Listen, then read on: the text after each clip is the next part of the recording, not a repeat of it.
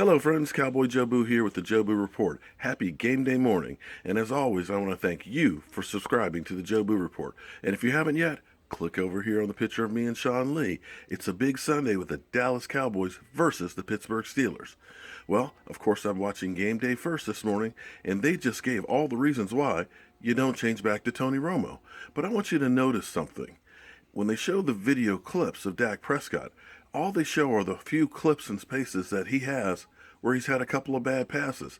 They try and make you think that he's a poor quarterback until they finally compare him to Tom Brady. Let's go to the tape. And go Dallas Cowboys. The quarterback situation. Tony Romo, a full participant in practice all week for the Cowboys. However, he isn't expected to be active today. What's the latest? Yeah, not expected to be active today, Melissa. The Jets are only going to have two quarterbacks. And, of course, it's going to be Dak Prescott and then Mark Sanchez as the backup. From my understanding, though, Tony Romo, unlike Peyton Manning last year, is willing to be the number two, which could happen next week. But we are all waiting for this big quarterback decision when Romo gets healthy. Now that he is healthy, I wouldn't be surprised from what I know. If there is never a decision, it would just be Dak Prescott starting until the Cowboys believe that he is no longer the hot hand. All right, Ian, keep up the good work. Enjoy the games today. We'll see you next week. And, well, okay, so there's the very latest. Stitches get stitches. Yeah? I mean, what's going on in the Jets? You don't like that? You don't like giving up that, all that info? On, The latest on the Cowboys quarterback situation. Poison. Okay, but let's talk Cowboys, right? All right, Mike Robb, I want to start with you. Yeah. All right, if Tony Romo returns to be the backup, what does Dak have to do to lose his job? Get hurt. I mean, I really think that this guy has earned the right to be the quarterback of this team going forward this football season. I mean, look at their record. They're 7-1.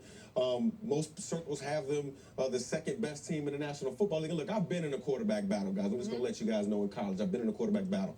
And what you don't want from one position is the quarterback position is every time he makes a mistake, he's looking over his shoulder to see if Tony Romo is warming up.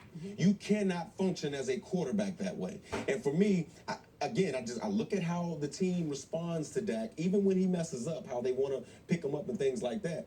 I think he has earned the right to be the starting quarterback and just say, look, Dak, it's your team. Go play, go flourish, and do your thing. And my thing is, what's bad play? And, Coach, me and you talk about this all the time. What's bad play? They say when Dak falters. Well, what does that have to take? Is it losing two Is it losing two games? Is it losing 3 games? I've seen Tony Romo lose a couple of games in a row. Nobody benched him. So my thing is, what's bad, Coach? Well, let's just remember, Jason Garrett was a backup in this league. He knows how that dynamic works. There's an old coaching adage that says, don't make a decision till you have to.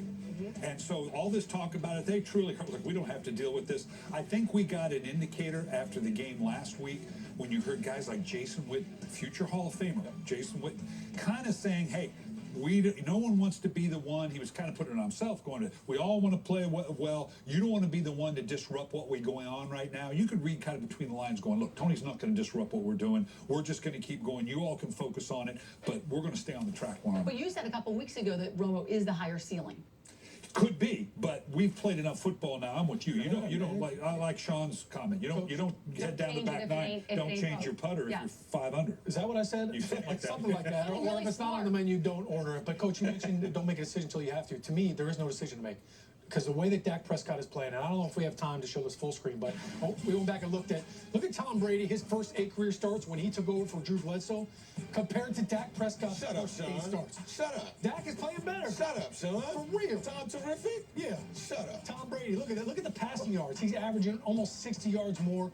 He's only thrown 2 interceptions. Tom Terrific threw 7 interceptions. Now, granted, this Tom Brady wasn't a rookie, so the fact that Dak is doing this as a rookie is even more impressive. When you look at this, look, Dallas Cowboys fans, they want to win.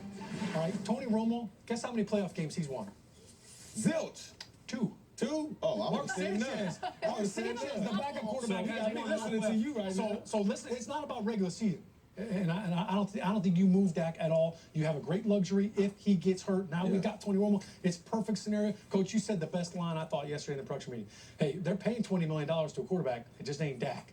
Yeah, unfortunately. At some point, they might need him. Something in that.